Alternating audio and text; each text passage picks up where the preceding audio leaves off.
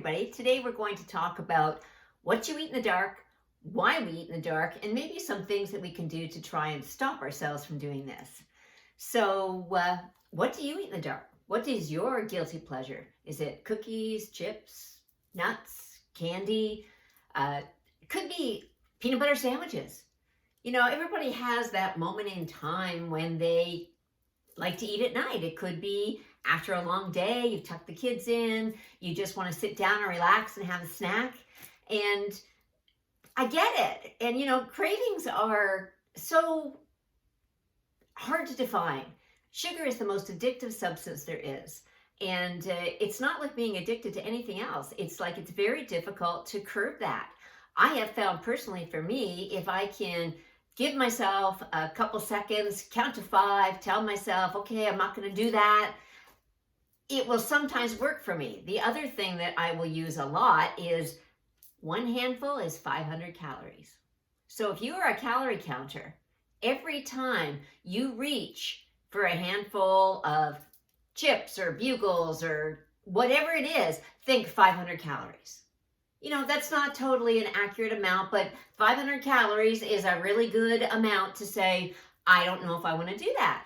You know, if you're looking at, you're on a 1,200, 1,500 calorie a day diet, if you spend 500 calories on one handful of chips, wow, that's a lot of your day when you could have had something that was really good for you and healthy. And I get it that it's hard. I mean, I remember a time when I used to be addicted to these Hershey balls. They were little chocolate balls of chocolate with almond bits in them. And I would hide them. They could roll across the floor and I would eat them. I would go through bags of these. I would hide them all throughout the house. We would take them away with us. And my husband would laugh because in the middle of the night, he'd hear crinkle, crinkle, crinkle in the bag. You know, like when you go to the movie theaters and people are crinkling their popcorn and you can't hear because everybody's crinkling. You know, movies is another perfect example. You sit down, you watch a movie or you go to a movie, what's the first thing you want? You want some buttered popcorn, you want some pop, you want some licorice, you want some snack that brings back some nostalgia for you. Usually cravings are hidden in a memory. You know, we used to do this and we would eat that. Or peanut butter sandwiches. You know, when I was a kid, my mother would say, if you're hungry, have a peanut butter sandwich or an apple. You know, the choices were great. Who wants an apple when you could have a peanut butter sandwich? But I found that the cravings were really rooted in a lot of these things that we did as children.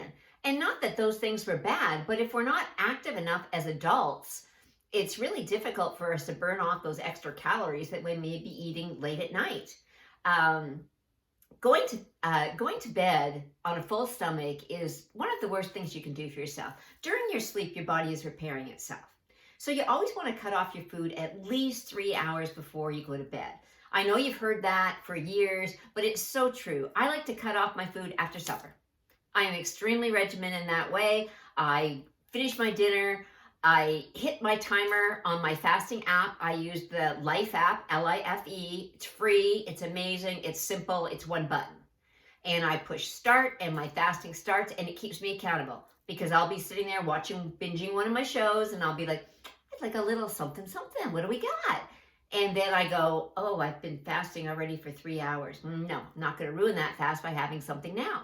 And it makes me stop doing that. Another thing that I do, and this is totally crazy, but I'm out there in the crazy area a lot of the times, is I think the floor is lava. The only 2 places that I can get to are the bathroom and the bedroom.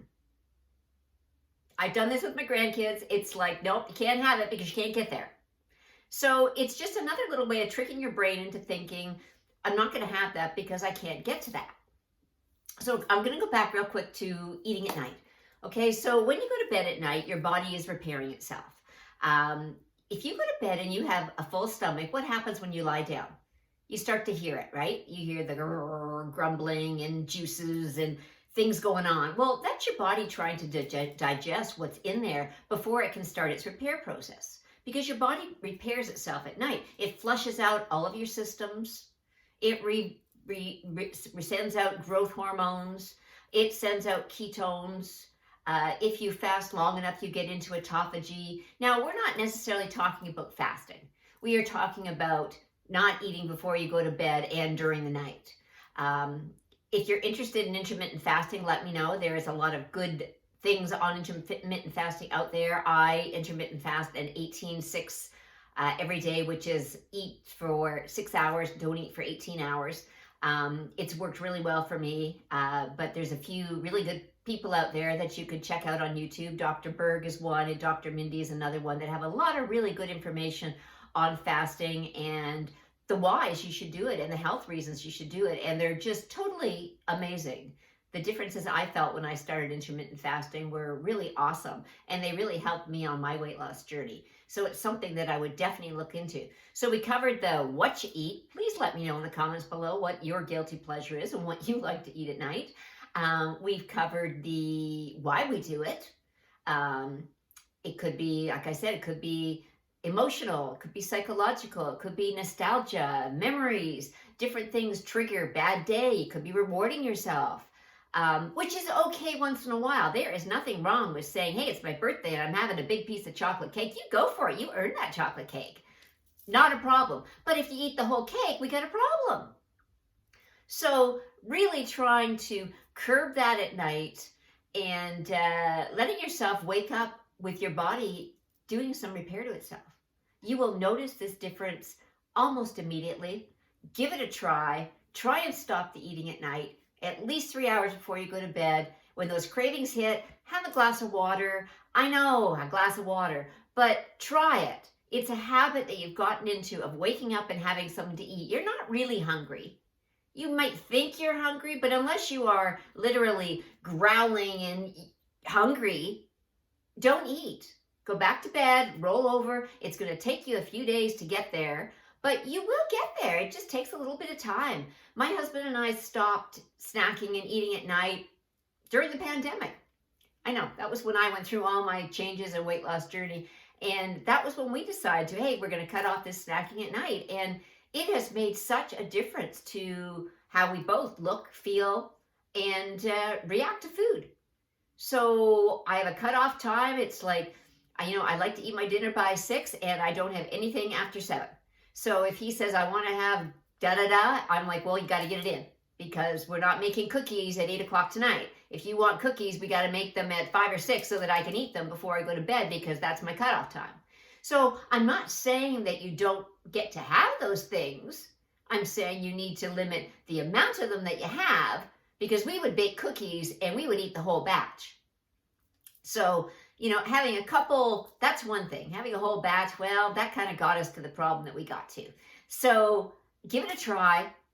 We've covered all the topics here. We've covered the what you eat, the why you eat, and the how you can stop with a couple hints there. So please, as I said, let me know. I'm Dawn, and this is Dawn Digs In. And if you are enjoying our content, please like and subscribe so that more people can see it and we can get out there in the algorithm, way out there in YouTube land. But I'm thoroughly enjoying coming to you every week and want to continue to do this and come up with new ideas. Anything you'd like me to talk about. These are my opinions. I am not a doctor or an expert in any of these subjects. I'm going by my own journey and what has worked for me. So I would love to hear your thoughts and keep up your workouts and watch what you're eating. And I will talk to you real soon. Have a great day.